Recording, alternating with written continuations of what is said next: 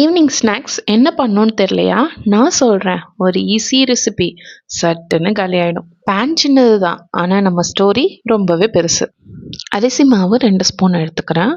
அதோட 1/2 ஸ்பூன் கடலை மாவு எடுத்துக்கிறேன். டேஸ்ட்டுக்கு உப்பு. இப்போ இதை நல்லா மிக்ஸ் பண்ணி விட்டுக்கலாம். ஹாட் வாட்டர் மிக்ஸ் பண்ணி சப்பாத்தி பதத்துக்கு நல்லா பிசைஞ்சிக்கலாம். இப்போ மாவு ரெடி ஆயிடுச்சு. லைட்டாக கையில் கொஞ்சமாக எண்ணெய் தடவிட்டு கொஞ்சோண்டு மாவு எடுத்து கையில் இந்த மாதிரி உருட்டிக்கிறேன். இதே மாதிரியே எல்லா மாவையும் உருட்டி எடுத்து வச்சுக்கிறேன். எண்ணெய் சட்டியில் எண்ணெய் ஊற்றி நான் கொதிக்க வச்சுருக்கேன். அதில் நம்ம ரெடி பண்ண மாவை எடுத்து போட்டுக்கலாம்.